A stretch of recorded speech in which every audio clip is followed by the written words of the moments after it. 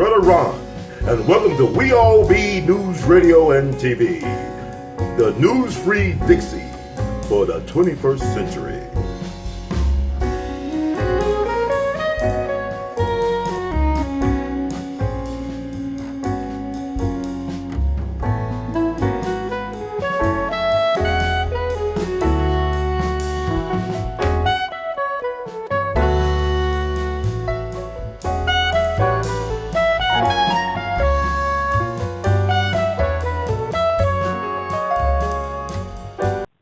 Hello, Judge. We all be as honored once again to have on the one and only, the Honorable Judge Joe Brown, that tells what's going down, not only in your town, but all around the world and then some. How you doing today, Judge? All right, young man. The judge is in the house. Judge is in the house, yes, sir. So how has your holiday season been going for you? How you been doing? Well, it hasn't started yet. Okay. So I just got to talk to you. So much to talk about, but I just want to get your top thoughts, especially what's going on right now. I know you heard about the thing with Kevin Hart, and you've been talking about for years about the agenda in Hollywood and how they treated you in terms of your own career and TV show. What are your thoughts about the Kevin Hart situation with the Oscars? They got to say a phrase for it: stand your ground. So he issued an apology for recent remarks, but it said he's not going to say anything about 2009. Now, they've got some saying: sauce for the goose is sauce for the gander, or vice versa. And they've been bad-mouthing straight people. So, while we whoopee, it goes the other way around. Straight people make fun of themselves. Why not gay folk? Gay folk make fun of themselves and straight people. So, sauce for the gander, sauce for the goose. Oh, wow. But like with him, go ahead. Yes, sir. I mean, it's just the hypocrisy is astonishing. It's like, for example, Twitter's got a policy that they've published. If you dead name a tranny, in other words, if you call Caitlyn Jenner, Bruce Jenner, that you will be permanently banned. If you do anything to cause a tranny to feel uncomfortable, then you will be subject to Twitter sanction. Wow. But, it's okay for them to talk about black folk, call us the N-word, anything they want to, talking about you N's are just jealous because we got more options than you do. That's okay. But just say, sissified fool, keep yourself stuff to yourself. That'll get you blocked. See, so I'm just saying it's hypocrisy. There was this thing about Kim, the airhead, Attn, and her drone husband going around trying to push to get something to commute this sentence of this 15-year-old girl who got 50-some years for murdering the perpetration of a robbery. Well, I was just having a direct message discussion with somebody about that, and I said the abstract from the court reveals that she was a known prostitute. She got the bright idea of, since she was a juvenile, nothing would happen to her. She was just going to go murder her tricks and rob them. So she had her gun, and the first trick picked her up, took her home, and she just cold-bloodedly, when the guy dropped off to sleep, shot him twice in the head and robbed him. Wow. Fortunately, she got caught before her evil scheme could get larger. So that's the kind of atrocious thing that deserves, harsh punishment. That's just evil. But, of course, they're talking about, oh, poor little thing. They've got all these myths out there that she got kidnapped into the slave trade and she has shot somebody who was holding her hostage and all that crap. And that has nothing to do with the real facts of the case. Yes, sir. So I was just having a private discussion with somebody. And when I hit send, it didn't send. It just disappeared. So, fortunately, I was able to reconstruct it. This time I took a screenshot of it and tried to send it back to the person. It disappeared. So somebody else was discussing that with me. I tried to send it to them. It wouldn't go through and disappeared. Wow. but I had saved it another way so they couldn't steal it. But you see, I posted that, and a lot of people say, well, the same thing happens to me. If I say anything negative about their protected, and then see this focus they have on trannies now is an interesting tactical move on their part. If you focus on trannies who can supposedly elect what they want to be, then that gets people into the mindset that being born man or woman is not what it's all about. Now, my definition of what's a man or a woman is what the medical examiner is going to say if he conducts an autopsy on your body. Mm-hmm. Is that a man or a woman? I'm autopsying. I don't know anything about it because it's a John or Jane Doe. See, and it kind of gets down to this thing too. They have a right to do what they want to do, but so do we. And they have a right to speak up on their cause, so do we. And the problem is that the media and the law, like in places in California, well, in California, it lets them speak, but not us. See, they can call you the N-word and MF, cuss your mama out, everything else. That's okay in California. They might get hit by the person who's offended, but then that becomes an assault on the part of the person who's offended. But if you call them a fag, or if you call them a sissy, or if you call something like that, then that becomes a hate crime punishable as a misdemeanor. See, that's just not due process and equal protection. Why do some people get more protection than others? Now, the other point, too, is this thing that they're sweeping across the country on about not trying to induce your child to act like a man, son, or act like a lady, girl. They don't want you to do that because the child may not want to be that when they grow up. Well, see, that's a recruitment tool. Because to be a proper man, you got to start on the boy when he's an infant and work hard at it until he gets grown and then past grown to sustain it. Same thing with a girl. So if you hold off on it and you never say anything, that's a recruitment cruel tool to them. They just don't say that to you. In this thing, I had an exchange with the grandfather involved on Twitter, a private exchange, which was cool. He went down there mad as hell because this elementary school teacher had his grandson parade around in a dress. And they're talking about that. Oh, hell no, it's not okay. And it is not okay to start getting them into thinking what the other side's doing. That's not the point. You can't dress them up like they're black and go do it, or put them in whiteface in a school and do it. What the hell, trying to dress them like they're a tranny or a transvestite or whatever in the devil it is. Now, that's their business, but, I had a whole lot of homicides when I was on the criminal bench or as a lawyer where the victim was somebody that was doing that transvestite thing and tried to fool somebody into being convinced that they were taking home a girl when it was a boy and got shot to death. Temporary insanity. And yet, in California, in the third grade, they've got policy right now where it says, I saw a video they do. It's animation. It says, my big brother likes to dress up like a girl. My big brother likes to dance. He likes to dress up like a girl and go to clubs and dance. He likes to fool other boys into thinking he's a girl. He has fun. Somebody will get killed off of stuff like that.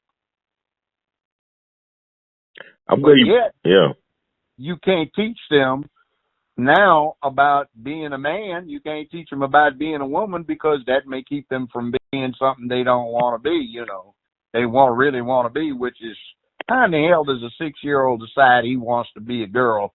A lot of 6-year-olds talk about they want to be a girl, or if they're girls, they want to be boys, and they get out of that when they get older. See, that's kind of normal in some aspects, but I mean, they want to seize on that as a justification to go all out into a recruitment process. And to face it, the world just doesn't work if nobody wants to deal with getting the next generation here and getting them here right. And at base, it's an attack on the family, because 50 years ago, some misguided fools started talking about being married was a form of slavery for women. So wipe out the institution of marriage, and then men were violent. So the way to keep men from being violent is to raise them as girls. And even if the woman was married, since she had so much of the child's time, she could turn him into a girl if she worked at it without her husband even realizing that her boy, that his son was being subverted. That's why you got all of these crazy little girly acting fools going around, even if they aren't trying to switch over and be something else. And the worst thing is letting these male-bodied athletes who claim to be girls compete against real girls. It's dangerous. Some of them will get killed, and some have been seriously injured. And the ladies have gone out and worked so hard to get their own sports events. It's just not fair, fundamentally, to let a male come in and compete against them just because he decides he wants to be a girl. It is not right. Now, somewhere in here, you have to look at, there's some things R-rated, X-rated, you just don't let children see. PG, parental guidance. And yet, when it comes to that gay thing, LGBTQ, all the kids can see their sexuality. There is no X-rated on it. But when it comes to straight sexuality, it's restricted. And there's some things children have no business looking at. But yet, this crowd gets to push their stuff on children. And then Twitter even has a group they seem to be sponsoring, who is advocating that the age of consent be dropped down to 12 to 14-year-olds when it comes to gay relationship. That's pedophilia. That is horrible. And if there is one disgusting, awful crime that I dealt with when I was dealing with criminal law, it was pedophilia. Mm-hmm. That was the vilest thing that could be done to somebody. And yet they want to push it. Wow.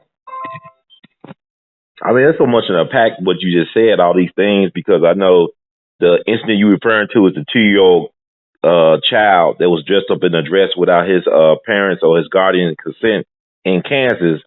And the black grandfather actually confronted the teacher on video. It was a Lutheran school, a Lutheran church school.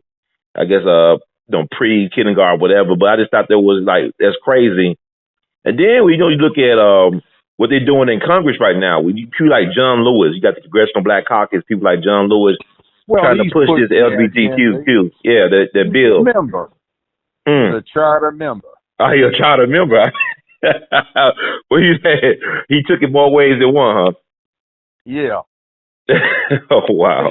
That's the secret on national, state, local politics. Mm-hmm. Republican or Democrat. A bunch of them at the top are LGBTQ.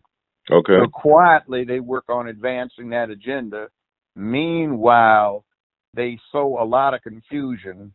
The government bogs down and closes down. Nobody can agree on anything because that smokescreen covered to pass and advance the LGBTQ agenda. And that's not fair to the country. The other thing is generally the Democrats are in the back pocket of high finance, Goldman Sachs et al., and the Republicans are in the back pocket of big oil, Exxon et al. See, so they collaborate on high finance and oil, big energy, in other words, and they collaborate on LGBTQ and start acting like damn fools and can't do anything and paralyze the whole government on everything else as a smokescreen to push LGBTQ and to push those sponsors who have bought them and owned them. And this could not happen without 8 years of Obama in office, right? We want to help this Well, Obama just LGBTQ thing. reflected. It wasn't just 8 years. Mm-hmm. They've been doing that for a long time. The Democratic Party is always speaking out for LGBTQ, and the Republicans were always getting caught in the bathroom trying to seduce a 14-year-old boy. Not all of them, but some of them. You know, the arch conservative type. So the guys that went after Bill Clinton, the guy who was he like a big time leader of the Republican Party during the '90s, and they found out he was a pedophile. Yeah, all of that kind of stuff. So. Yeah, the hypocrites. And then see, the whole country has been against masculinity not the whole country, but the media has been working to emasculate the country for the last 50 years. Mm-hmm. And you can see that where the news now acts like tabloid journalism used to, the National Enquirer, the Star, and the Globe, because those things appeal to certain kinds of women. And since the country has gotten feminized, the media has become feminine slanted, a gossip column, you know, like who's doing who and who's dating who, rather than who did what that was effective.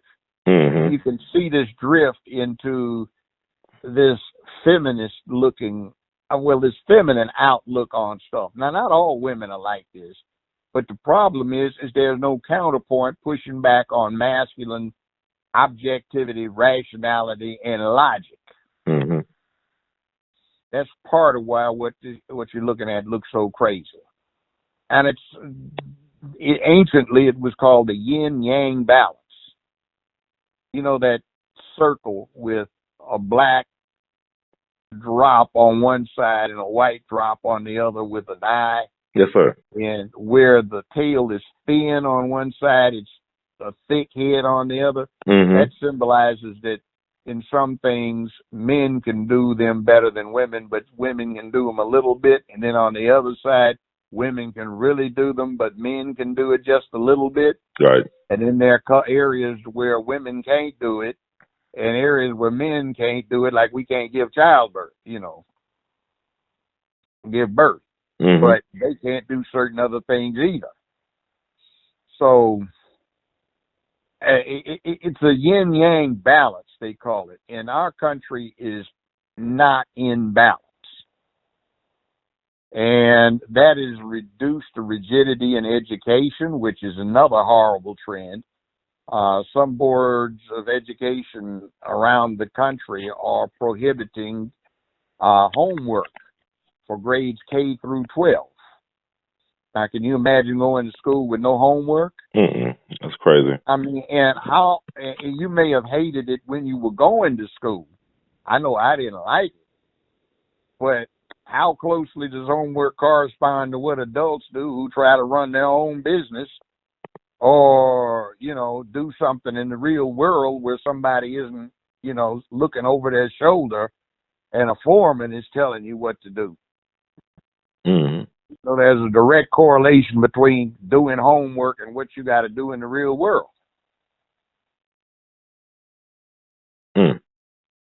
So, I mean, where is this going?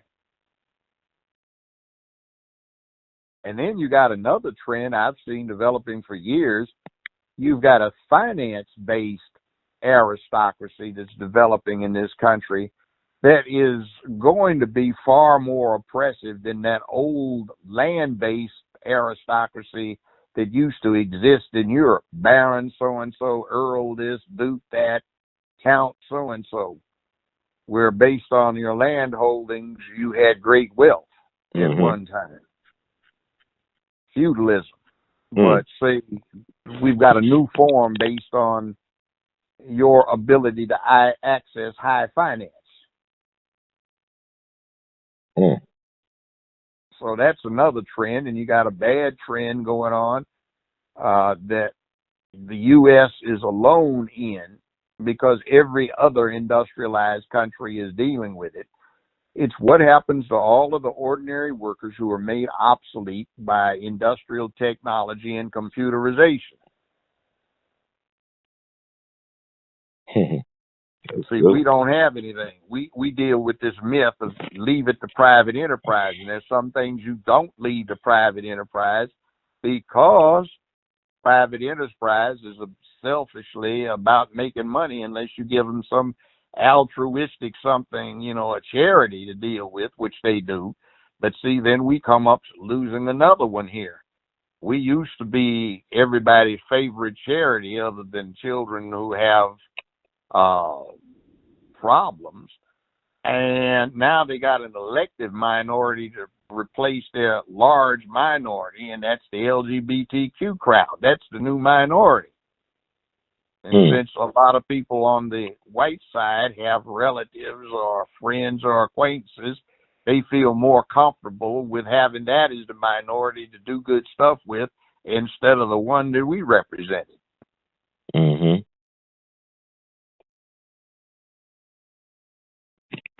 I mean, so what you said, there's a lot of stuff to unpack in there. But also, I mean, just getting back to the Kevin Hart thing, when you talking about stand your ground, I mean, this guy, at one point, he said he would never put on a dress. He put on a dress, and he also kissed The Rock in the mouth. The Rock, this big, masculine, strong, He-Man type of dude. They both kiss each other in the mouth. Well, The Rock, did you see Central Intelligence? Yes, sir. And also Baywatch. He put on a dress. Well, Central Intelligence, they had The Rock acting a little sweet. Oh, yeah. This big guy. It's like Terry Crews. He had on a dress. Remember the Tooth Fairy? Oh, yeah. Yeah. I mean, the same thing with Terry Crews. These guys want to take a stand, post. I mean, but I think people in the industry know about these guys. They know something about them. For somebody to have the confidence to grab your balls in front of your wife at an event, they got to know something about you. Because even Terry Crews, he was chasing around Cat Williams in Friday, in one of those Friday movies, like he was a homosexual out of prison. Yep. So we really don't have no really strong black celebrity types out there that like an alpha man like yourself. I would give Chappelle. Okay. He refused flat out. I am not putting on a dress. But he did wear tights though. He did. And remember Robin Hood Man in tights. He wore some tights though. But he wore a dress. that kind of goes with the costume. I'll give him a pass on that. Give him a pass on that. Okay. But bottom line is that you can't catch him except reruns that are more than 10 years old. Yeah, ain't no Flip Wilson stuff. But I mean, even Muhammad Ali wore a dress on Flip Wilson show. He wore a dress somewhere on one of those shows back in the day. But Muhammad Ali is still considered a man, though. But I'm saying he wore a dress. I don't know about that one. I didn't see. I'm saying, but what is this thing about these dresses and black men? Why do a black man got to emasculate himself to be successful? It seems in this Hollywood game. You look at Will Smith and his son. You look at Magic and even his son. Why is it like a sin to be a black man? They wanted me to do a gag PR doing that, and I told them go to hell. I wouldn't even show up on the set. Like they want you wore a dress, Joe? They want you to put on a dress? Yeah, for a PR thing about 14 years ago. I said, you have lost your damn mind. I'm not even going. Where are you? I said, I better do something about changing that. I'm not even going to be on the set to tempt anybody to get angry about it. I ain't doing it. That's crazy. But so do we need to dream other dreams besides being black in Hollywood? Do black folks belong in Hollywood? That's why I want to ask. Let me just put it this way. You get discovered like Jim Brown or even Fred the Hammer Williams or me or Chappelle is a comedian, even Richard Pryor is a comedian. All right, that's one thing. You jump into trying to be in Hollywood from being a teenager, so your life is committed to make-believe. What does that say about you? That's a good point. And see, look, the best director who has produced and directed the 3 largest box office hits in movie history, James Cameron, did not come through Hollywood. He was an oceanographer. He holds the record for the second deepest dive in the ocean personally, and a bath escape down to 30-some thousand feet in the Marianas Trench, and the record's 36,000. Mm. He did contract work for the U.S. Navy to, salvage guided missiles on the ocean floor and snoop on Russian submarines and stuff like that. Okay? Mhm. And he did Avatar #1, Titanic #2, and Abyss #3. And they hate him because he's not Hollywood. Now, some years ago when Avatar was up for Best Picture of the Year, also nominated was Hurt Locker, which was one of the lousiest war movies I've ever seen. It was ridiculously poor. Mm. But it got the award as Best Movie of the Year. Why? Because it was his ex-wife who had just come out of the closet. Was the director. Wow. So you telling me that the Oscars is really heavy on the agenda? Like that's why they went like Kevin Hart. If you want to find out who's going to win it, you can tune into LGBT a week before, and they'll tell you. And by the way, they don't do it for the best acting. They don't do it for the best movie. They do it for the guest, whatever it is, the best whatever it is that advances their cause. See, they claim that 85 to 90% of Hollywood is them. Mm-hmm. Directors, producers, writers, executives, actors, you name it. Not so much cameramen. The cameramen tend to be the straight people because they got to have the balls to stand up sometimes when there's danger around and keep filming or taping. Mm-hmm. And surprisingly, a lot of the cameramen are into full contact martial arts. Interesting. Wow. I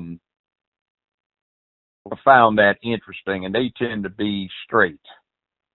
But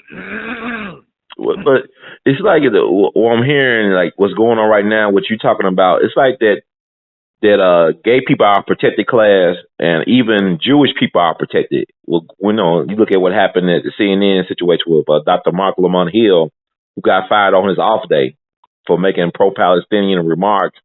He's like, you can't really talk about gay people or Jewish people right now. Well, they run that business. Mm. When we run stuff, we get all kinds of tolerance. Mm-hmm. Have you noticed? Like Lamont trying to get Hart to get on and come on any way you'll enjoy it. We'll have fun. Mm-hmm. See, and the other thing, too, I suspect Hart may be having some second thoughts about what he has allowed himself to do. See, I heard some things about, I'm not saying, I don't know, I'm not in that business, but I heard some things about him. I said, why would they go after him when they got things on him? Like, it's like they black male people, like I heard he was involved in certain things. I'm not sure. Well, I mean, there are all kinds of rumors about stuff like that, but the bottom line is if you not only don't toe the line in terms of your behavior, but in terms of what you advocate, mm-hmm. They go after you. See, I got miserable hell for 15 years. Every time I taped, I had to put up with that crap. And at the point, okay, everything's going to stop until this mess settles down. And nobody in here is high enough on the food chain to fire me, so let's keep going. And stop that crap up in the control room. I hear you. That's amazing. I was like, I gotta ask you about this Me Too stuff. It's like they're good at taking down black men. It's like black men are the biggest targets for Me Too. See, we need to study history, and it's not real long history. Let's go back 50 years. Mm-hmm. The target was the black man because the black woman was adopted by the white feminists as a role model because, as they used to say in the 60s, the black woman is the only one that knows how to control her man. So sisters, meaning the white feminists, we need to look at them and see how they do it. So we need to protect them because they are brutalized. So the target became black men first and foremost, just like the NAACP was founded by two Jews and W.E.B. Du Bois. And the aim from the Jewish standpoint was as if you couldn't do it to a Negro, you couldn't do it to a Jew. So the deal was, is if we protect the sisters, we protect the white sisters, so the way to protect the black sisters was to go after the black men. And meanwhile, that got everybody used to it. So we would put on stuff that started with black men. So the ones that, were featured in productions, they were pimps, drug dealers, gangsters, well, not gangsters, but gang members, gang bangers, and ne'er-do-wells, thugs, and reprobates, and dysfunctionals. So if we put the image out of black men being dysfunctional, we help black women, and we also start negativizing masculinity. So pick the target that is perceived by the population to be most masculine, at least in terms of its physical or brutish aspects, black men, and denegate them to the bottom.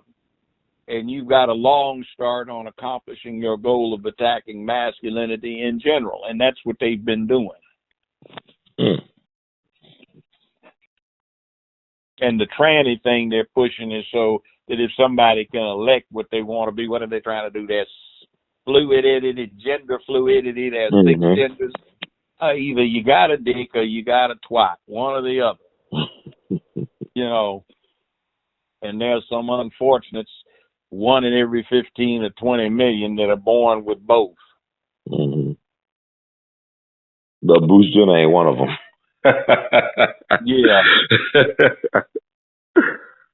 But what could be done right now? I mean, with this, you think about, even go back to the election, the midterm down in Mississippi with SB and the Sidney High Smith lady. What if she said something about Israel instead of public hanging? Would she be the senator right now from Mississippi, elected senator? Why is it okay to say things about black folks and get away with it? Because we call each other this stuff. It started in the 70s down in the hood where there were no daddies in these homes, and these mamas were calling the boys all kinds of ends and everything, just like your no good end daddy. You ain't worth a damn, you ain't this, you ain't that, you ain't nothing but a dog just like your daddy. All you ends just the same. Oh, goddamn, I got another end boy over here, just like your no good end daddy. See, they were left in the projects because they didn't have the hustle that was needed to go to school and get an education and get a job. And they didn't get out of it in the 60s when there was ample opportunity, so they were down there. They hadn't worked, so they made their sons into failures, and they put the attitude of a failure in their boys' heads. And I used to go down, I was the public defender for Memphis, and a lot of my white employees were scared to go out and interview somebody black in the hood, right? Mm-hmm. So I go down there, and I'm sitting in the kitchen. It's filled with cigarette and marijuana smoke, and I'd have to go outside. I said, look, every now and then to work in that building downtown, you got to take a pee test. It'll come back as a contact. We got to go outside. But they'd have 16 ounce of Schlitz malt liquor in one hand and a cigarette in the other, and 5 or 6 kids running around and 7 or 8 of their friend girls hanging. Yeah, oh, little N, get the hell out of here. I'm talking to somebody, little snot-nosed N, I said, why you talk to these kids like that? He ain't nothing but no N. And see, they picked it up. That's where, hey, man, dog, what's happening? That's because somebody, hood rat mama was calling the boy a dog just like his daddy. Her girl, I hear you. They ain't nothing but dogs. Honey, every one of them, they just sniffing around it. Ain't nothing but no end dogs. Girl, take every dime the fool got, honey. And these boys are listening. But that was back in the 70s, and it spread. So now that's my end, and every rap song has to authenticate by having the N word in it. Hell, we used to be ready to kill somebody or try to for using that word. And the mamas, if you can call them that, back in the 70s, spread that around. Wow, so black women, it goes back to the black woman. Huh? I know people don't want to hear these type of things, but it is what it is. Black men didn't protect them, and we have to pay back some penalties we owe for not doing that. And they got some penalties to pay back for enabling slavery and a whole lot of hell. I mean, I'm not condemning all sisters by a long shot. I'm not condemning all brothers either. But a whole lot of us just don't have it together. Mm. And especially, the bad part is if you paid any attention to what the devil was going on grade K through 12, a whole lot of doors would be open for you the rest of your life that folk are complaining about, man, brother can't get no break, man. You know, like, hey, man, the economics, man, is dead set against the black man. Well, hell, if you paid attention in school like they told you to, it wouldn't be that way for you. Mm. You know, always got to party or got to go do something on a hustle, ain't got time for teach, you know. Oh, man, it's sickening. And then we whine and whine about it, and when there's some brother that's got something going and something happened to him, they all go, yeah, he thought he was something, all this and that. Yeah, he done been broke down to size now. Mm-hmm. Yeah, you're right. You're right. I mean, but I also want to ask, like, you know, it's like you got to have the black man be the boogeyman for all society ills. Like, you had the thing with Larry Nassar, the guy who was molesting all those Olympic gymnastic girls up at University of Michigan, or Michigan State University, excuse me. You know, and U.S. Olympic Committee knew about this stuff. The Gymnastics Association, they all knew that this guy was doing it to these girls, molesting them. But yet, Bill Cosby is the face of rape. Or like the lady said, who daddy wrote, "Baby, it's cold outside." Want to blame Bill Cosby for the song not being popular, then taken off the radio. And he was like maybe 7 years old when that song came out back in 1944. But I'm just saying, why is it that we allow the black man or black people to be the boogeyman of everything? Why do society feel the need to blame black folks for everything? I said this before. It's the one block rule. Mm-hmm. Chinese, Japanese, Cambodians, Vietnamese, Filipinos, Mexicans, Spanish, French, Italians, English, Irish, Russians, Scandinavians, they all pretty much look the same from one block away. Especially if they're kind of walking away from you on the other side of the street. Black folk at one block away, you can tell what they are. And if they are pale, you can tell them by the hair. Or when you get up close enough, you can see by the features. Mm. So what has happened is in any given body of people, there is an undisplaced amount of hostility and aggression that would be directed toward other members of the society. So countries tend to have outside boogeymen, and they make the people at home look at the people outside as the enemy. So people at home perceive themselves as being part of a team or a cause, and the evil is on the other side that's against them. Well, in America, they didn't need an outside enemy, though they picked up on the commie thing. But that was tied up with his influence insidiously in agitating our good colored people. But they always had black folk to scapegoat or to figuratively or literally and go out and lynch whenever times got hard to release frustration and aggression. And we still serve that. Mm-hmm. So we get blamed for everything. There was a place up in Nashville I used to drop in when I'd get up there.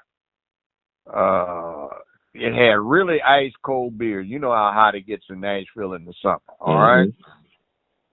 So there was this good old boy that was in there, and he was always pontificating. He'd be almost drunk, but never quite drunk every time you saw him. He'd always been there for years on end. And I remember him saying, the bartender, I think his name was George or A.L.L or something like that, said, "George, I knows what's going wrong now. I'll be working all this here overtime, and I was feeling poorly, and I had to go to the union doctor. Mm-hmm. And I was driving, and I saw all these white kids out there playing golf. You got to have some money to be playing golf, And I figured, why they's got money to play in golf, and here I am busting my behind, trying to kill myself off sick, and I ain't getting nowhere. And then, I was sitting on the can a couple of weeks later, taking a dump, and it came on me. I said, I know what's wrong. It's them militant niggers like them Stokely whatchamacallits and them A-Trap something or another's and them Eldridge Cleavons or whatever they is, and, them long-haired, pink old commie hippies. That's what's wrong with America. Now, it ain't all them niggers, like Big Bobby, he come in here, we go fishing, and our wives be exchanging cakes and cookies and shit, It ain't them good niggers, it's them militants, and them damn hippie folk, that's what's wrong with America. So he's got an explanation now. He doesn't have to wonder about the economic inequities that just are staring him right in the face. So when Jimmy Carter was president, he was saying, yeah, that likes me some Southern boy, that Jimmy Carter, I voted for him. Mm-hmm. That Jerry Ford ain't nothing but no drunk. I don't like him. And then after Jimmy Carter, he just don't understand what's wrong with America. At least I ain't heard him say, is it? Now that Ron Reagan, he understands what's wrong with America. I like him. And I'm voting for him. The hell if he had no policy except making him poorer and more downtrodden and more shoved to the side, but he understood what was wrong with America. It's them welfare queens, just like Ron Reagan be saying. And, when George Herbert Walker got up there, he said, I like him. He knows what's wrong with America, too. But interestingly enough, when Clinton ran against him, he said, I knows about Slick Willie. Hell, he just next door in Arkansas. He said, but God damn it, he don't talk about what's wrong with America to fix it. But hell, George do, but hell, I'm broke. I needs me some money. I be staying in my brother-in-law trailer and lost my home, savings, everything else. I can't afford to be broke no much longer. I got to vote for Slick Willie. But you see, that's the reality. And see, we just get Negroes on the talking head positions on television and elsewhere, and they want to be reasonable. Well, Harold, don't you think that's a reasonable policy? And these African Americans are getting a little bit too pushy, and they need to understand that they have to work through orderly processes. Jeez gracious. Like, tell us the truth. You just scared of your people, and you would piss on yourself if you had to walk through the hood without 10 police escorting you. I know about the neighborhood. I shot a movie down there, and it was great when we did it. It was so interesting watching them as they watched us. Oh, come on, dude. Mm-hmm.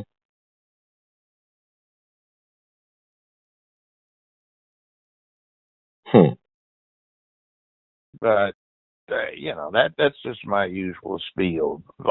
Back to some other stuff. A tragedy was this young girl killing herself because she kept getting bullied by these boys who would talk about her because she had a white friend she used to ride to school with. I don't know, the boyfriend, but some white boy she used to ride to school with. I feel sorry for the family because suicides can be very devastating to everybody that survives. Yes. But it strikes me that somebody didn't do that girl a favor by telling her about the realities. And I can just perceive a situation where all I need to do is get away from these colored people and it'll be all right. But it wasn't all right. And you have to tell your children what the realities are. And I can also just hear in my head, before Trump got in there, especially when the last little, the Indo-African boy that we had in the White House. Everything's all right, Judge. You know, things have changed. We don't have the same problems we had. Yes, we do. No, we don't. See, you're just old timing, you know, blah. I'm not old timing. That's just real. And I told you when Trump was running, didn't I? I said, we shouldn't vote for the lesser two evils. We should vote to heighten the contradictions Right. so we can see what they really are.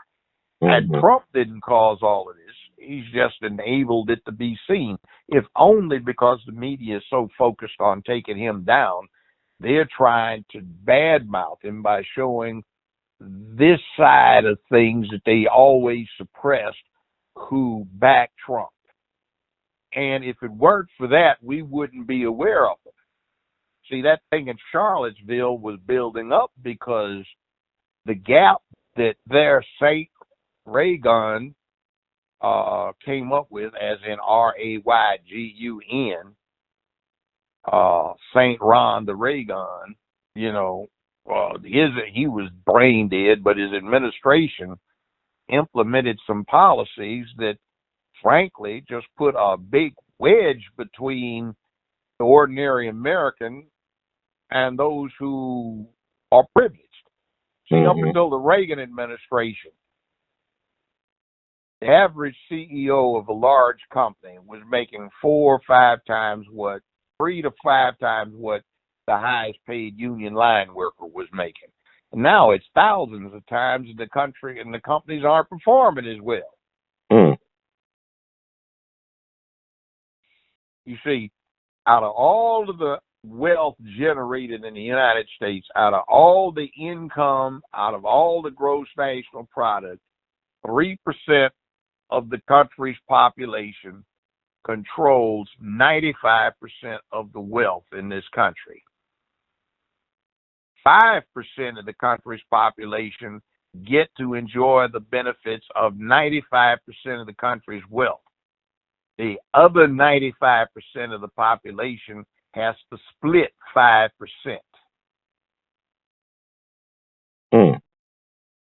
Now, that gives you several things. One, just an idea of the enormous resources this 3% controls, the enormous resources this 5% consumes, and how pathetic it is that 95% of us have to split just 5% of the country's income, and we have allowed people in D.C. who supposedly represent us, but who really represent LGBTQ, big oil and big finance, to get away with doing that to us.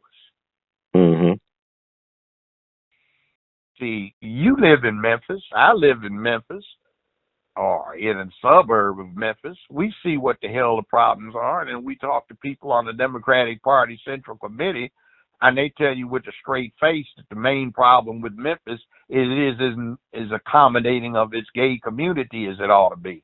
Like, where the hell what? Look at this mess.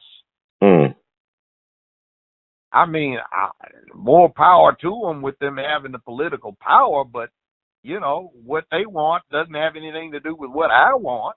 Right. I mean, I can understand being fair and equitable to everybody, but look at this hell around here that needs to be cleaned up. And look at our mayor for the county, straight up LGBT. He and his wife have been law professors for a while here at Memphis State Law School. And have they done any pro bono free work for the community? They get a regular paycheck, they're in law? Hell no. They've just been doing LGBT stuff. And that doesn't do anything for us. I was thinking about what you're saying. I'm thinking about, you know, they celebrating the 50th anniversary of the Kerner Commission report that took place after the riots 50 years ago. Then you got the Moynihan report, and like, you know, it's like black folks, we worse off now than we were 50 years ago. But is that not true? I mean, in terms of the family unit and other things, like we were closer to some things 50 years ago than we are now. Like, you know, 50 years ago, if you ran into some black folk in some place, there would be the occasional one who was in a divorce situation, right? Mm-hmm. There would be the occasional child you knew at school and everybody felt sorry for them because their parents were divorced. Right. Nowadays, man, you can't hardly run into a kid that's got a mom and dad at home. Mm. And you got 15 women out there with a bunch of kids, and none of them married. And half of them never been married. Mm.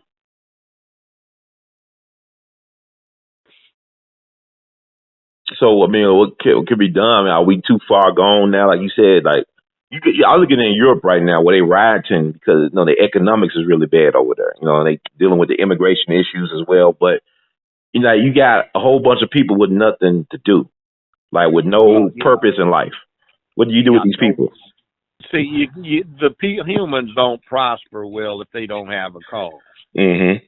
So that's what's good about traditional manhood and womanhood is like when the person looks in the mirror in the morning, they have a set of standards that they have self-imposed, and that it doesn't make a whole lot of sense sometimes in what people do. And Europe is catching hell because they've been stepping on people for a good long time, and technology has provided those people an opportunity to do a little payback. Uh-huh. And when they had the opportunity to tamp it down, they didn't. And now you've got religious fanaticism that has reared its ugly head. It's like when somebody starts relating to it's better being dead so I can get to some kind of paradise or heaven than it is being alive and doing something, you got a dangerous mix. Mm.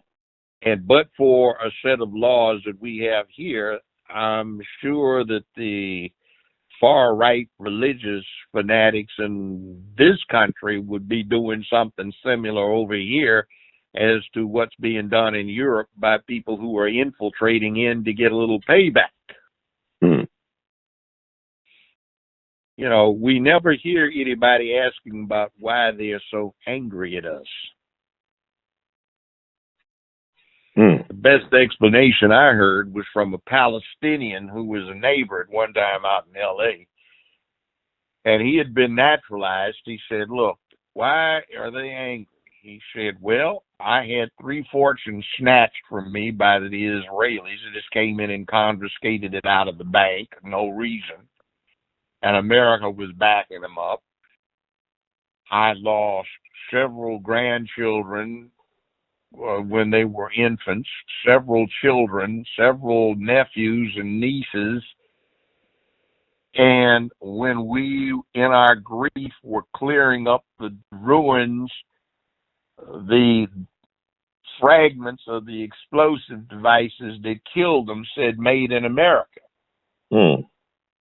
That's why everybody is angry. See, everybody has a relative in America, so it's not like it's alien. And a lot of people would like to get to America because of its economic opportunities. And that is the case, but the people that run America leave rage in the rest of the world because they've been out there throwing their weight around and killing a lot of people that are the loved ones of the people that are angry. Mm. Now, back to that again. America is a great opportunity economically. And look what we do.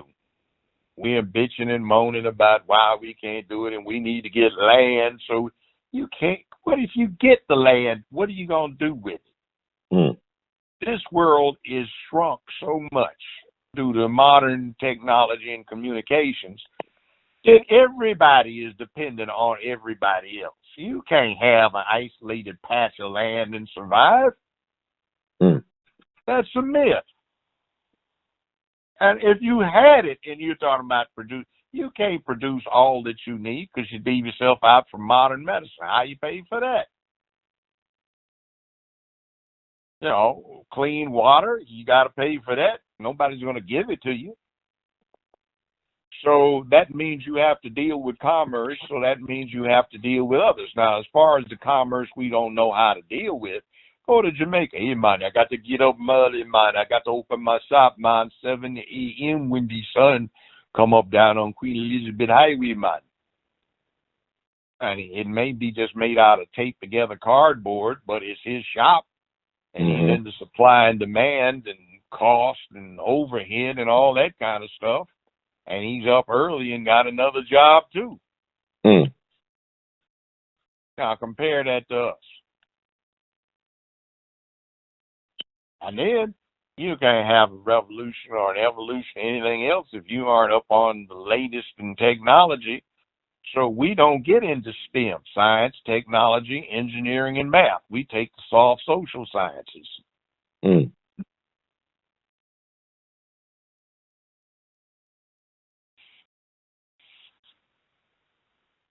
Hello?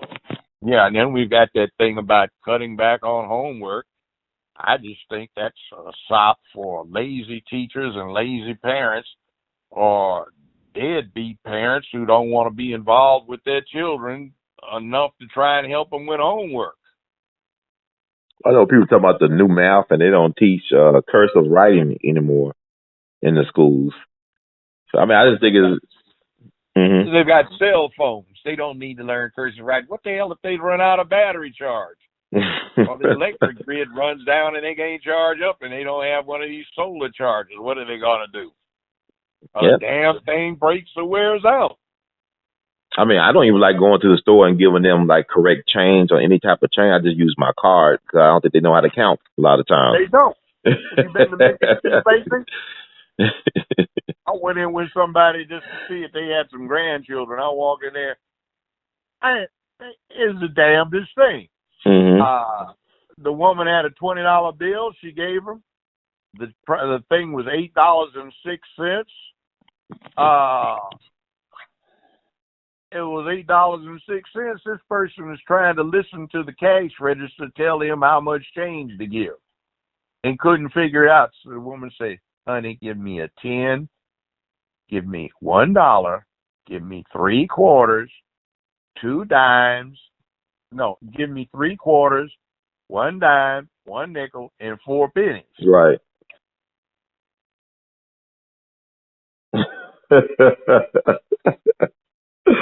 Man, we are in trouble. And she asked him, so how old are you? So well, I'm 19. She said, well, what do you think you went to school for? What was his answer?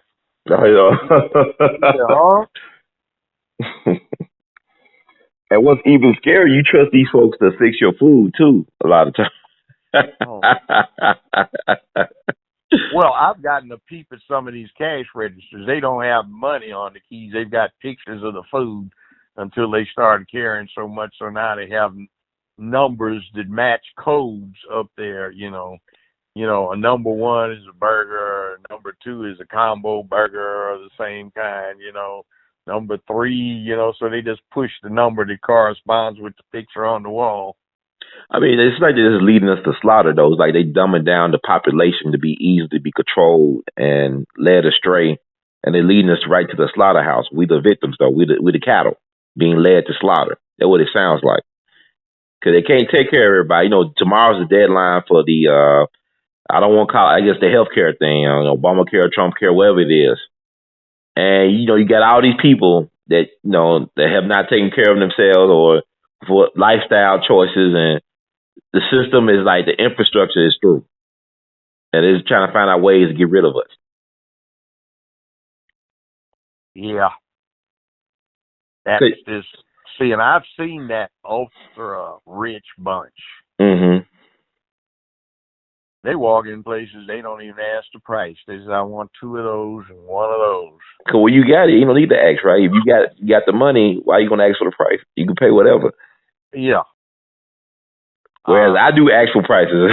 Yeah, well, some of them ask for prices then just in the sense of getting a good bargain. Right. But the point is we've got to scrape, most of us, one way or the other, to make it. And you got to have husband and wife working. Yeah. Or else, even if the woman is divorced, she's got to be hustling some guy to make ends meet. And she's desperate for money. Right. And that cuts back on what's available to the children. And then because of peer pressure, hey, you got to go buy a kid that's 5'6", a pair of Air Jordans, like somebody that's 6'4", who's 14, who may play basketball. You know what I'm saying? Because it's a style thing. So we got all kinds of screwed up stuff. And that's why we like the last Indo-African that was up in the White House, who was the richest man ever to be in the White House, much more affluent than Trump, and long-term family friends with the Bushes.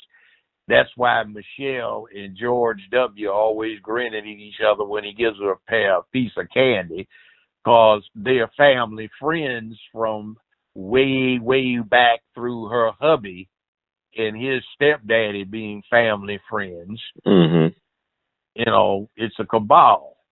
And then you look at the DNA that they put out. It was an interesting little feature. Turns out Warren Buffett, one of the big billionaires in America, Dick Cheney, one of the sorriest ass fools to ever be in politics, and Barack are all blood relatives through his mama. Hey, I'm glad you brought up the Bushes and Cheney, because that movie coming out today about Dick Cheney. But the Bush thing, like, you know, you spoke about the Bush legacy. A lot of people tune into that segment about you talking about George H.W. Bush's background and also his connections to the Obamas, the Apollo oil, all this stuff. What is your take on his legacy? Because I'm glad that social media is around, because people are offering different viewpoints on his legacy. Well, George you know. Herbert Walker Bush was a so-so mediocre president, all right? One-term president. I will give him his perps. He does have a unique distinction. In World War II, he was the youngest combat pilot in the U.S. military. He was a naval aviator, and he was the pilot of a TBM Avenger. Ordinarily, TBF was made by Grumman, but this was made by an off-brand company, the one he flew. And he got shot down. So I'll give him that. Also was captain of the football team, captain of the baseball team. He graduated summa cum laude from Yale University in 2.5 years to get his undergrad degree. Okay. I'll give him that. Okay? You can't take that away from him. He was head of the CIA, which is how he got to be homies with Barack's stepdaddy / adoptive daddy, Lolo Sotoro. And Barack's daddy did the contract killings for the CIA in the Southwest Pacific area. That's how they got hooked up. Barack's daddy used to run the death squads for the Indonesian army. He ran the Gestapo for the country. And George Herbert Walker Bush ran the CIA under Jerry Ford's administration. So I guess he had a lot to do with the rough and tumble. Now, how did he get to be CIA director? Well, his father, Prescott Bush, the senator from the state of Massachusetts, next before John F. Kennedy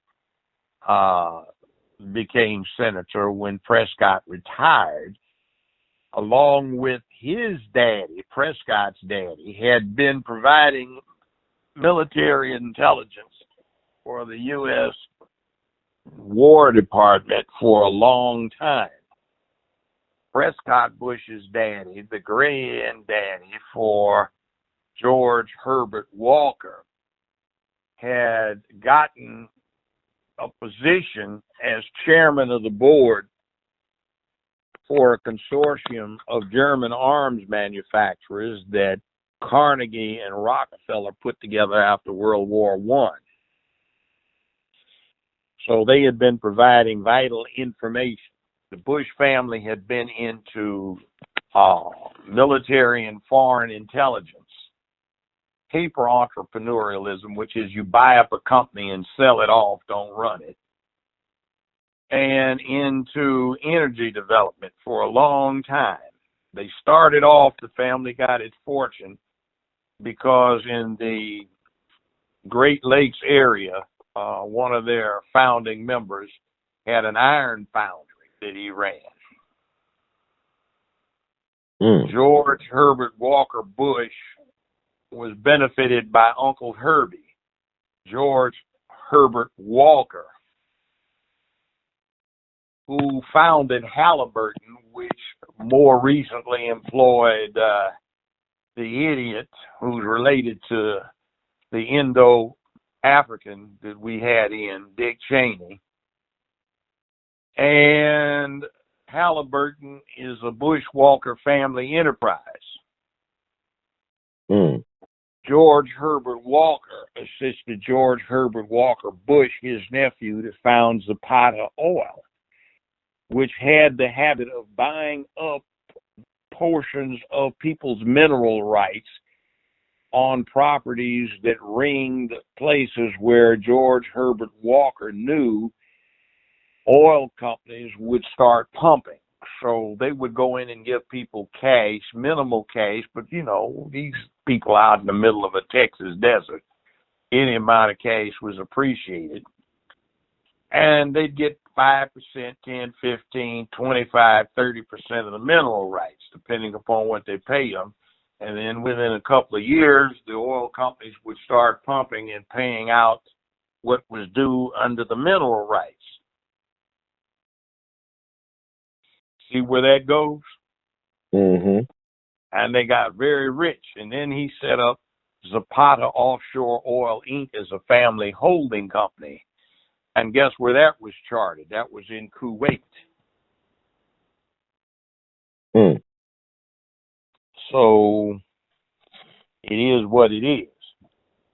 It's a big cabal. So we can look at Gulf War I not as throwing evil Hussein out of Kuwait, but restoring the Bush family fortune, which had been wiped when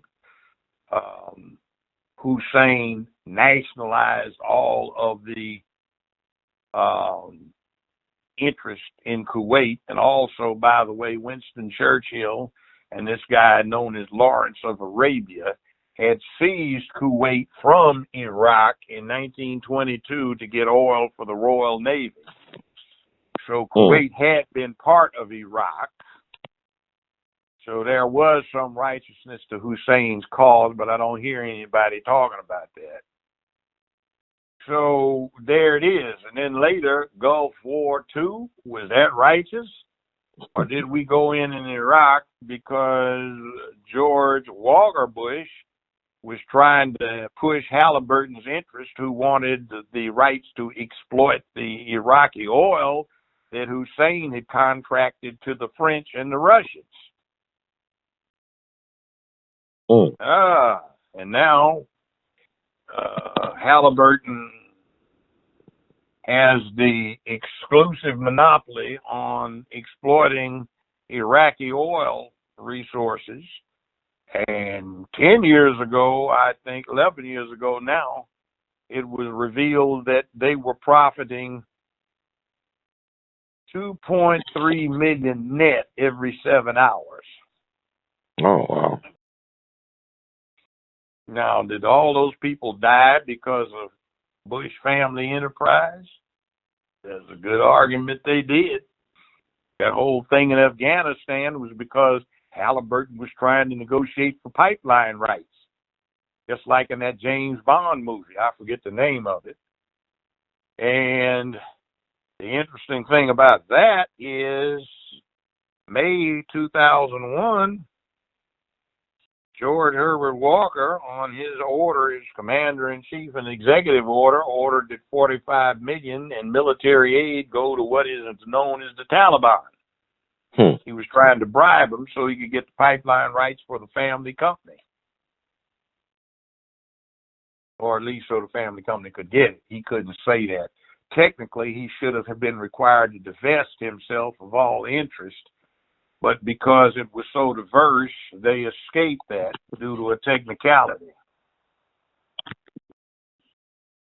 That's interesting. Like I heard it said that with George H.W. Bush, the reason why he didn't get a second term was because he crossed the Israelis. He wouldn't give them $13 billion because of what they were doing to Palestinians over there. Is that true? You know anything about that? No, what happened was you're too young. The country was just flat broke. Mm-hmm. I mean, I made a good bit of money the last 2 years Carter was in office, and the first year Reagan was in, and then all my clients started going broke, and everybody was going broke. That's when all of a sudden, overnight, you start finding homeless out in the streets under Reagan. That's when the American medical health care structure just collapsed under Reagan. That's when the tax structure just got completely whacked out of any realistic relationship to effectiveness. That's when a whole lot got wrong, and people were just tired of being broke. That's why Clinton got in. Mm. But we had got him in if Ross Perot didn't run, because he took like 18 or 19% of the popular vote. Russ Perot is one of these cranks, just like Ralph Nader. I actually enjoyed Corvairs. I own a Porsche. I've owned Porsches. And Corvairs drove just exactly like Porsches. The problem was it's just a car for an enthusiast who's willing to learn how to operate it. Mm-hmm. Now, what happened is Nader took a situation where you got a hot-performing car that some people needed to learn how to drive or got a little excessive trying to learn how to drive, and he deprived the ordinary people of a good-performing sports car, Corvair. Unsafe to drive at any speed. It was fine. It drove just exactly like a Porsche. You do what you did in a Corvair and had a wreck, you would have wrecked it in a Porsche. But the difference is the Porsche costs 5 times as much. Mm. Mm. That's interesting. But what do you think about Bush's involvement with the CIA? Like people talk about the JFK files. Like people said that he was connected to the Kennedy assassination, that he was actually there that day, but he couldn't recall. George Herbert Walker didn't have that much clout in 1964. But he was CIA, right? Was he not a CIA officer? No, he wasn't a CIA agent because of his family involvement in intelligence. Not in 1963-64, but in 1974, 75, 10 years later, he got appointed head of CIA. But what was his thing about he couldn't recall where he was at? I mean, they got documentation saying that Jacob Hoover acknowledged George H.W. Bush in the CIA, but he said he wasn't that one. He wasn't that George Bush he was referring to. That George Herbert Walker Bush wasn't that deep. Hmm. I always have the thing about the Bushes and the Kennedys. I think it's interesting, like how one son survived his airplane being crashed, while the other son, for Joe Kennedy, the eldest son, he died during a bombing raid, whatever, a secret mission. No, it wasn't a bombing raid. It was a cockamamie scheme to have a B-24 controlled by radio. And what would happen is you'd need pilots to take the heavily explosive-laden aircraft off, and then bail out, and then other pilots in a remote aircraft would fly it toward the target and crash it into the target. Well, due to faulty hookups and throwing the wrong switches, a stray radio signal set the explosive off, and they blew up in midair. I mean, it's crazy to think about. He didn't have to take those risks. I think he was 29 years old. But I always try to compare and contrast the Kennedy and Bush families. And here's the thing: in both of them, do you notice? And it's a characteristic that we don't understand. Mm-hmm. The richest American families always tend to jump into the fray to protect their interest and equity in the country by fighting for it. That's interesting. Yeah, it is. Yeah. Now, there's a difference. Granddaddy Joe Kennedy, or Daddy Joe Kennedy, was a gangster, a criminal, a thug, and a hoodlum who wound up getting elevated. He's Irish. He ran the Irish gangs. If you've ever seen Road to Perdition with Tom Hanks, the Irish gangster that Tom Hanks' character worked for was based on Joe Kennedy. One of the things Joe Kennedy did was made a lot of money keeping black folk from working in the dock and longshore area in Boston. It was not good for our people. On the other hand, Daddy Prescott from Massachusetts, the senator from Massachusetts, the exact same area, was a U.S. senator, not a thug and a criminal. He also sustained Truman when he signed Executive Order 1981 to integrate the armed services.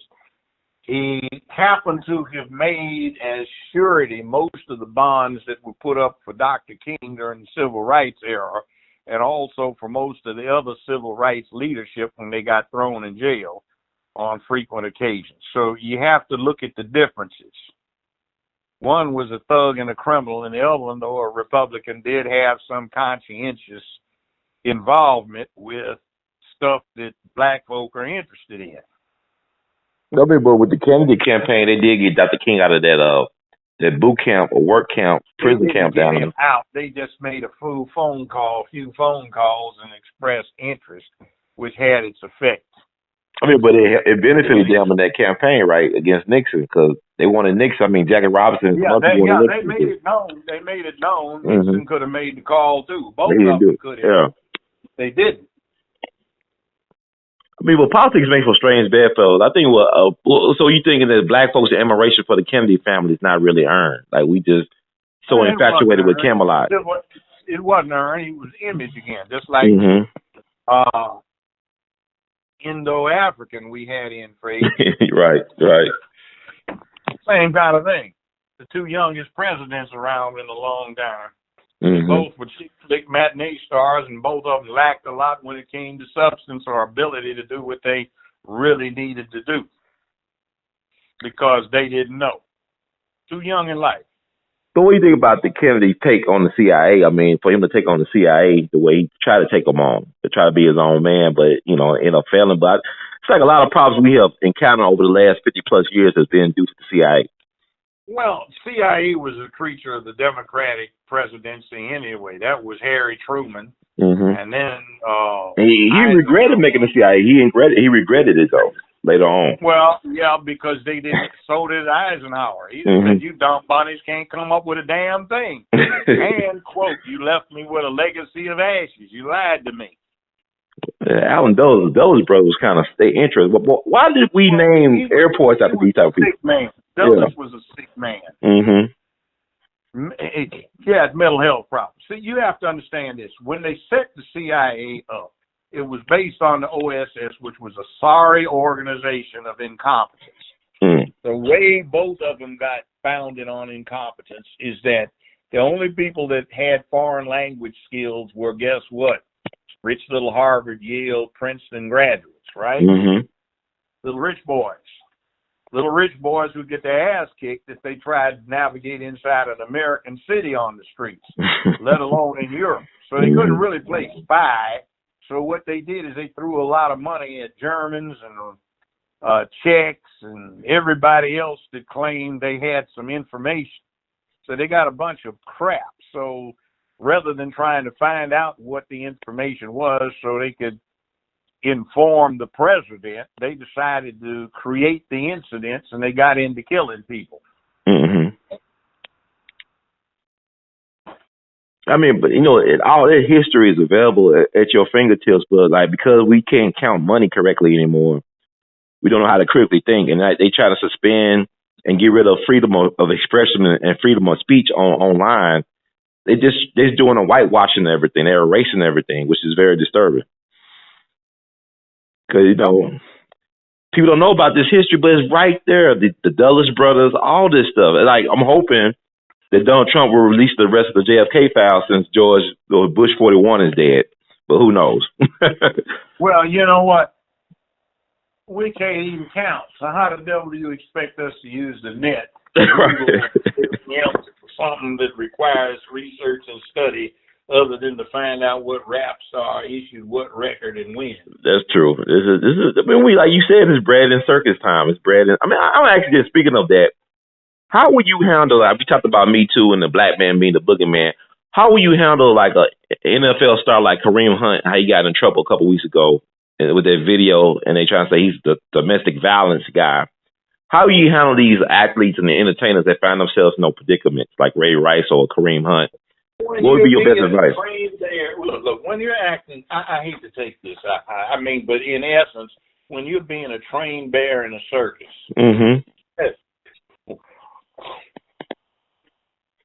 you know, Kaepernick transcended that by doing what he did. But when you're just a trained bear in the circus and then you start trying to pontificate on stuff and they come at you, what do they do with trained bears who get unruly in circuses? They put them down. They put them to sleep. There you go. Maybe the brother will survive that, but I mean, that's the environment in which he was operating. But what I mean, like I know the footage they show a little bit. My understanding, the girl was underage and followed him back to, or tried to follow him back to his room, and called him a nigger and everything. Was calling him racial epithet. And as a football player, he could have did really much more damage to her if he wanted to. Like he could have really, you know. Well, his defense is temporary insanity. See, right. Okay. His word.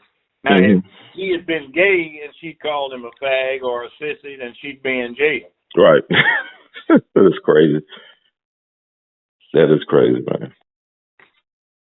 Well, everybody's got their rights, but everybody has their rights.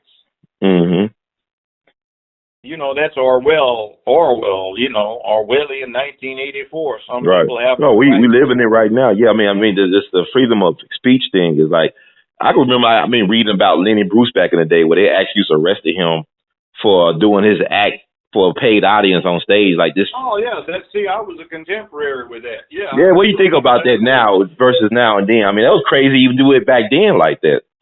Well, it was a different kind of censorship. Now the censorship doesn't come from the right. It comes from the left. Right. It isn't because somebody's doing something that offends morals or offends what is called decency standards. It's done now from the left for offending those who offend morals and have, as far as the majority is concerned, no decency. So is there any way, we could counteract this type of stuff? People with some type of sense? Yeah, it is. Same way it started. Okay. Just push back the other way. And I predict there's going to be a very bad backlash to it. I believe so, yeah. And on the national level, we are doing what Great Britain did 100 years ago. And quite frankly, Great Britain is no longer an empire on which the sun never sets. It is a second-rate power now, third-rate. And the stupid fools had Brexit and undid what they'd been trying to do for 400 years.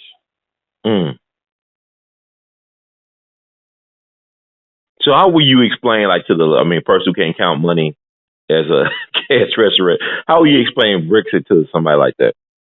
You can't. They're too stupid and they're too ignorant, and they need to go back to school and learn a lot more. See, that's what the problem is right now. A lot of what's going on is inexplicable to a person that is not prepared to understand it. But you give them the opportunity to act as though they do and to have influence as though they do. So it's up to you to go back and get what you need to be able to work it. Yeah, I was interested to get your thought also on the Mike Cohen situation. He got sentenced by the judge to 3 years in prison. He got to start serving his prison time March the 6th of next year. But people out there gloating on social media like, oh, they're going to get Trump. I said, yeah, I remember Scooter Libby, right? Like Trump pardoned Scooter Libby, who was not like that. going to get Trump. Right. I want to get your take on it. Like they got Manafort, he's guilty. And what's your take on the whole thing? First off, Mm-hmm. the Constitution makes the president the chief diplomatic officer of the country. He has unlimited initiative he is permitted to take. Mm-hmm. He is the person to whom every spy agency answers by law. And just think about that. So there's always the argument that what he was doing was what he was doing in perception of the national defense aspect of it, national security. Mm-hmm. As long as that's what he's doing, you can't do anything to him, even if you disagree. He's got to break the law. Mm. And they can't prove that. And all it is the Democrats are hollering, it's our turn, you got to get Bill, we get to get done. And that's a loss for the country, though. That's just silly. They're going down this rabbit hole. It's silly, wasting all that damn time, effort, and causing all of that distraction. Just shut the hell up. You got your kick because you had up a disgusting candidate for president. She got her butt kicked in the Electoral College that counts and has counted for 240 years. Ain't nothing new. Yeah, well, even look, I remember, like, I can remember the Scooter Libby thing because Donald Trump pardoned him this past spring, but when they're trying to get Dick Cheney and George Bush to Scooter Libby, his chief of staff and the lawyer for both sides, actually, and he got pardoned. I'm just saying, like, it's just a witch hunt to me, and it's just sad that people can't see it for what it is. It's a witch hunt. Just like the Me Too thing is a lynch mob. It's a lynch mob mentality. The Me Too stuff, too. All that stuff is... It's a bunch of ignorant people. Don't really understand what the hell they're talking about or doing, who have a cause, and they have become self-righteous in the cause. Now, witch hunts were about witches who supposedly had supernatural powers, and there's no such thing, but the people involved believed that there was such a thing. A witch hunt here is for stuff that ain't really wrong. It's discretionary, but who have the ignorant perspective that there was something wrong done. Right. There's a difference between not liking something and that something you don't like being illegal. Yeah. One you just have to put up with, and the other one, is something else again. But is there a such thing? I'm gonna ask you, like, is there such thing as a war crime, though? To be honest, I mean, is there? Yes, there is. But why are people not holding accountable? It's like since Nuremberg, this is the last time people been held accountable for war crimes. Yeah, Nuremberg trials. But we look at George W. Bush, though, like the what? Say the last thing, Judge. What was the last? Trials? The what trial? The Japanese war crime trials. Okay. But that's been like a while ago. I'm talking about war crime trials. That's been a while ago. But what about what the second Iraqi war based on false lies? Like we fought a war based on a lie. Well, they are trying to get George W. just for that. And America's trying to use its clout to prevent that from happening. But Obama could have did, but I guess they go back long. I mean, Obama we had treaties. Treaties become part of the supreme law of the land. We agreed to submit ourselves to the International Tribunal. It was set up at our instigation. But even with we found out that Richard Nixon intervened with the Paris talks back in '68. He prolonged the Vietnam. That's a war crime before Watergate.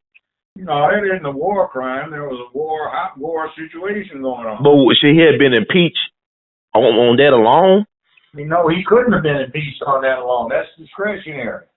Oh, because he wasn't like, why? How is that so? I mean, like, explain. He's commander-in-chief. They've given the commander-in-chief over the last 100 years authority to act as though war is going when something that might be construed as an actual state of war exists, even if it hasn't been declared. Like Roosevelt implementing the neutrality patrol with the U.S. Navy to sink German submarines, and we weren't at war with them. I mean, so this is like even like the thing back in '42 with the trading with the enemies act he had against Bush and them, and they never followed through with that. Like all these corporations dealing business with the Germans and stuff during wartime. Yeah. But then nothing ever came with that, though. I guess and Roosevelt was dead like 3 years later. Bushes were supplying military information, supposedly. Mm. Or look at Ford. Ford was giving A.L.L. a $250,000 check every year for his birthday through the war. So, but this is crazy. They're not enemies. They're not traitors. Oh, yeah. Most of the Wehrmacht's trucks were made by Ford Europe, but they never bombed Ford Europe. So this is what I'm saying. It's hard for people to get their mind around this. Like, damn, I thought we patriots and they the bad guys, we good guys. Because I read somewhere that the reason why it don't work like that. Hero Lindbergh flew across the Atlantic, so right. He was a great fan of A.L.L. and the Nazis. Yeah, he was. Lindbergh was. And he also was an isolationist. He didn't believe we should went into war with the Germans. Right. Even Papa Joe Kennedy didn't believe it. So was Henry Ford. Yeah. So was Papa Joe Kennedy. Yeah, all them guys. I mean, but I'm saying also you look at the picture, like I was reading somewhere, well, the reason why, you look at the concentration camps, how the Jews were treated, was not because Hitler necessarily wanted to do them like that, it was because their food rations were cut short by the Allies. Cut out their food supply. So he had to make a decision, I'm going to feed the prisoners, I'm going to feed my troops. Well, it's a little bit more malicious than that. They had an anti-Jewish thing. They had a final solution. They were going to kill them off. They looked at them as pariahs. It became a matter of a scapegoat becoming self-justified or justified as a victim of a pogrom. And they've been doing that in Europe, the Jews, for a thousand years or so, What about Israel, though? You think it's right that Israel doing, if they got that type of treatment as Jews, you think that's right for them to treat the Palestinians the way they treat them? Well, look at the Old Testament. They engaged in genocide, supposedly, during Exodus. Historically, there's a good point for Moses didn't reach the promised land because his own people assassinated him because he had the priestly class go around and kill one person in every family tent amongst the Israelites for not slaughtering every man, woman, and child in a certain tribe where some of the warriors had gotten their wives from. The Levites. The Levites were slaughtered one person from every Israelite tent. By the way, it's a good thing, argument for saying Abraham and one God is later creation and that they were polytheistic and they got the one God from having been the Praetorian Guards for Pharaoh Akhenaten, who adopted that Ra thing as the only God. Mm-hmm. So if you look at the Old Testament and also what's on the ground from archaeology, it looks like they engaged on a long program of genocide, ethnic cleansing of all non-believers. So, what did they say? What goes around comes around. But then when you make a critique of Israel's policy, how they treat the Palestinians, people accuse you of being anti-Semitic. But it speaks to me, it speaks to being anti-Zionistic or Zionism, where you trying yeah, there are distinctions, but some people, remember, we're talking about the ignorant, unlearned, and stupid. They aren't able to make the discrimination or the distinction. But it is by design, though, like the way the media treats, like the dude from CNN, like the Dr. Hill guy. Look, if black folk control 85%, 80%, 70% of the people that ran Hollywood in the media were black, and they weren't idiots like Lemon or whatever his name is. Mm-hmm. What do you think it would look like? Oh, man, you can't say anything about black people. You can't say. Yeah. Yeah. I mean, we don't get that message. See, we always down Jews, but Jews ought to be looked at as a role model as to how to get it done when you are an oppressed minority. But are they really oppressed though? I mean, they might be minorities, but they always had that. They burnt a lot of them at the stake, and they hung a lot of them, and killed and murdered a whole lot of them. They sure did. I mean, they had a long period of that. They killed our sweet Jesus, that kind of thing. But also, I mean, I'm saying, even though they couldn't own property in Europe, they still had control of finances. Well, see, the reason they had control of finances is because Christians weren't supposed to charge interest on loans. That was usury. Mm-hmm. So the Jews controlled the financial markets. And they went into law. Oh, yeah. So they understood what the rules were. And then they started doing medicine, science, technology, and engineering, and math. Yeah, what's interesting? Like, you start looking at it, like, I love the Godfather movies. I'm into organized crime history. But really, it was the Jewish people organizing everybody. They controlled the rackets and the money. I mean, you couldn't have Vegas without the Jews. Meyer Lansky. Yep, Siegel, Dalitz, all of them. And Rothstein, he organized, he trained Lucky Luciano, all them guys. But I'm saying, like, for them to be so small, they well organized. Well, that's the point. That's why they ought to be a role model for black folk instead of an object of hostility. Look at them and see what they did, and we can do it too. But also, they had a hand in the slave trade too. I mean, I can't let like. Oh, yeah, I'm not talking about that. Yeah. I'm talking about there are a lot of sins you can put at their feet. Yeah. But we can learn a lot from. I mean, I get you on there, but I just think that it's a scene in Godfather 3. I know people don't like Godfather 3 that much as the other two, but like Al Pacino talking to his nephew, played by Andy Garcia, he said something that you should never hate your enemies. It affects your judgment. Yeah, mm-hmm. But you see, the whole thing about the difference between Al Pacino, his character, and that played by Marlon Brando, was Marlon Brando took care of all his business. Al Pacino started shirking it. Yeah, he wanted to get away from it. That's true. And it cost him dearly in the end. I love those things. Yeah, it did. See, Marlon said, I'm in this, and, I can't let it go. Right.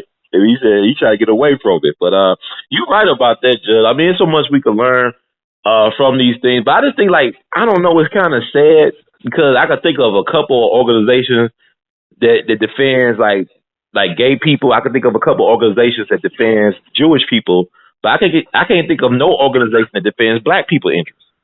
It used to be the NAACP. It used to be, yeah. You can't do it to a Negro. You can't do it to a Jew. Mm-hmm. And then for most of our civil rights for the first half of the 20th century weren't based on civil rights laws. They were based on ASPCA laws, American Society for the Prevention of Cruelty to Animals. Yes, sir. You couldn't do it to a dog. You couldn't do it to a Negro. Mm. Couldn't do it to a Negro. You couldn't do it to a Jew. But I'm gonna ask you this: like, is it lost? Is it over for black people? I mean, is it a wrap? I'm gonna ask you. Well, in a very few years, there will be no majority race in America. Mm-hmm. And Hispanics will be the largest minority. Second largest minority will be white folk, and then we will be moved down the line. So it doesn't look good for us. And you said Hispanics is the interest. I know there's a online beef now between this black gangbangers and Mexican gangbangers about who's the toughest and the baddest. And people think the Mexicans are bad because they organize well. They like a military. They got discipline. They got infrastructure. Whereas the black gangbangers are not really organized like this. A lot of people get into it online about that. There's a difference. See, mm-hmm. You take the Italian mobsters, and they're organized. They work on a business model. Mm-hmm. And they actually are sort of like a feudal alternative government. Mm-hmm. The people go to them for assistance. How many people can go to a gang around street gang for assistance? Zip. I want to. Yeah, I see. They defend old folks, women, and children. They make the streets safe for the ordinary people. That's an interesting. They get people's pension checks. They push manhood, womanhood in the family. Mm-hmm. Now, do we do that? It don't seem like we do. That's why we losing. We not family oriented like we should be. Or we used to be like that, though. We used to have that type of family thing going, but I don't think it's like that so much now. Between the pressures of adapting to the welfare environment, the pressures by the media in glorifying the dysfunction involved, and the ever-increasing proportion of black folk coming from that kind of background, it does not look good for us. And now, such energies as we had from the would-be leadership have been co-opted and channeled into LGBTQ, which basically profits by how much we get oppressed. Yeah, I mean, people forget that one of Hitler's biggest supporters was some gay white dudes named the Essays, the brown shirts. Yeah, and the Gestapo. Yeah, okay, but he had the Night of the Long Knives because he was afraid of them too, though. He was afraid of them gay guys. And it seems Adolf got arrested often enough for homosexual prostitution in Vienna before World War I. So you gotta know this stuff, but I'm just saying, like, but why are we as black people always looking for somebody to be our friends, though? Like, we need help. And nobody's our friend. You said the gay folks don't help us. Our own friends. That's what's so bad. Our leadership gets our votes, betrays us, and uses our votes in support of some other projects that are an anathema to us. We used to have at least a family structure. Now our leadership is co-opting resources and funds to promote the dysfunction and dissolution of the family. And Dr. King saw that before he died, and he got shot in the face, but he saw that we was integrating into a burning house, that we lost our way. And he helped with that, and he realized he made a mistake. But, before he could correct it, they kill you. So, I mean, like, we left with this now. He knew that we was making a mistake going this way. King didn't have that much influence on everybody. He had perhaps, I hate to say this, he probably had more influence on white folk than he did on black ones. See, in other parts of the country other than the South, we looked at that and said, oh, that's so embarrassing. Negroes, get up off your knees and fight back. You get done in. Right. Hey, man, you guys were getting your ass kicked yesterday, man. Saw it on Channel 3 News, man. You was out there praying to get your butt kicked, man. Hey, man, how did you feel get your ass kicked, man? Wasn't that embarrassing, man?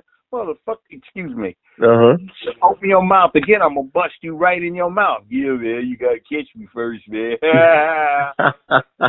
Right. Oh, Judge, you make some great point. Sometimes people don't want to hear the truth. It is what it is. Like with the black woman situation, with the black man situation, with our situation as a people, we need to talk about these things. Not only talk about it, but do something about it. And we are taking ourselves for granted right now. We're too caught up in appearances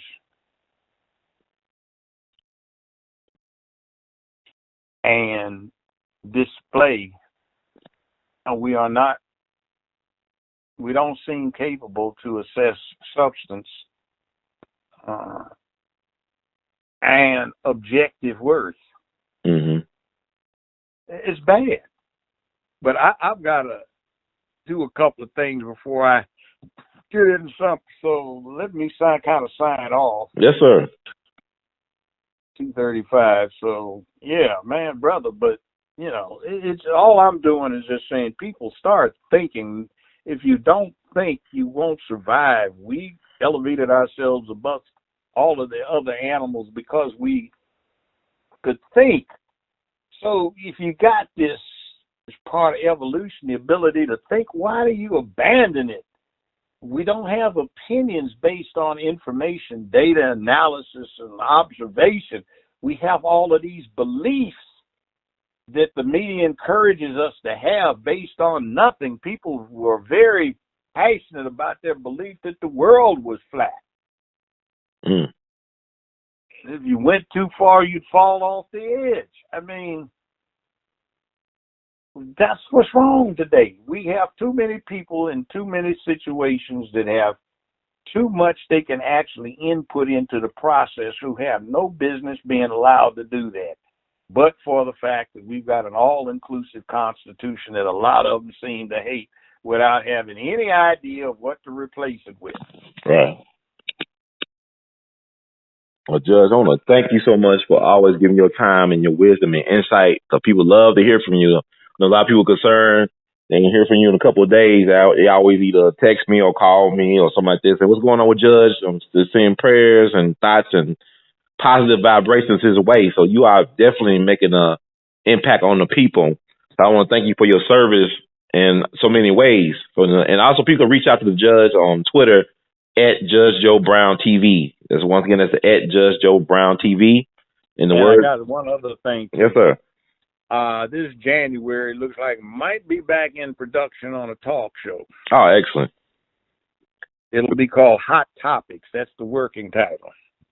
So it's going to be is a goal, is it almost a goal, or what? I don't know how the Hollywood thing works.